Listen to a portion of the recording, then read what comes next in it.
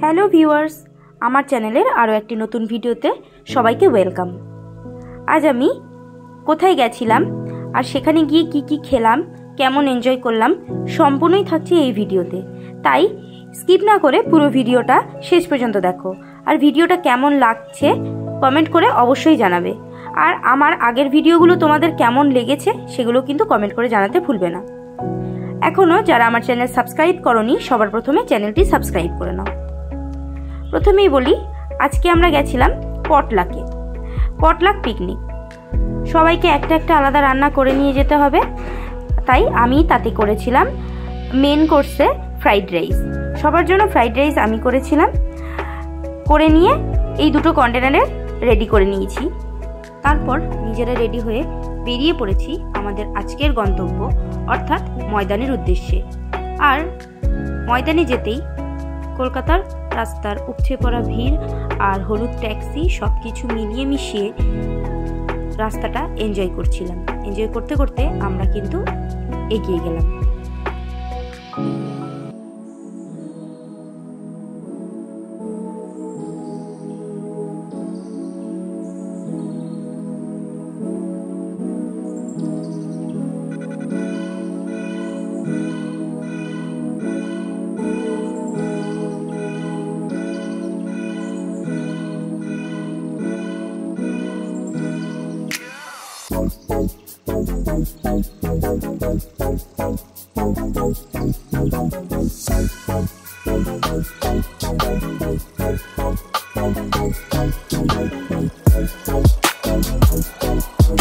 আমরা এবার চলে এসেছি ময়দানের একদম কাছে ফোর্ট উইলিয়ামের সামনে।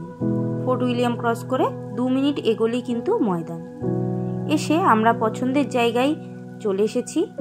আর এসেই সবার প্রথমে এই বেডশিটটাকে নিচে পেতে নেওয়া হচ্ছে। পেতে নিচে বসা হলো। কিছুক্ষণ পরেই অভিক আর শুভ এরা দুজনে ব্যাডমিন্টন স্টার্ট করে দিয়েছিল খেলতে। তারপরে আমরাও খেলেছিলাম। তারপরে অনেকক্ষণ পর আমরা লাঞ্চ করতে বসে গেলাম। আর লাঞ্চে সবাই একটা একটা জিনিস এনেছিল, তোমরা জানোই ভালো মতো। আমি এনেছিলাম ফ্রাইড রাইস, আর একজন এনেছিল চিকেন কষা, একজন এনেছিল চিলি চিকেন, একজন নতুন গুড়ের সন্দেশ, আর একজন এনেছিল নতুন গুড়ের রসগোল্লা। এই যে প্রথমে ফ্রাইড রাইসটা দিয়ে আমি চিলি চিকেনটা বের করে নিচ্ছি। পরিবেশন কিন্তু আমিই করছি, সবাইকে সমানভাবে পরিবেশন করে দিচ্ছি।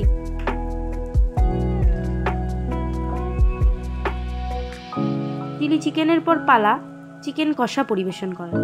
সবাইকে সমানভাবে চিকেন কষা পরিবেশন করে তারপরে আমিও কিন্তু খেতে বসে গেছিলাম। চিলি চিকেনটা কিন্তু খেতে অসাধারণ হয়েছিল।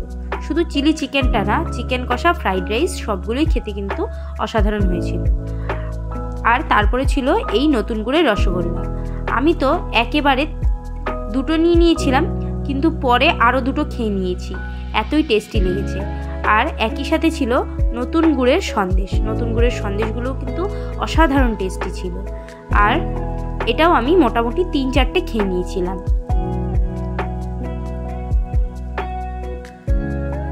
সবাই দেখো কত আনন্দ করে খাচ্ছে। আর খাবারগুলো যথেষ্ট টেস্টি ছিল, সবার এক্সপ্রেশনেই বুঝতে পারবে। এত ভালো ছিল মিষ্টিগুলো, আমার তো ভয়েস ওভার দিতে গিয়ে আবারও খিদে পেয়ে যাচ্ছে।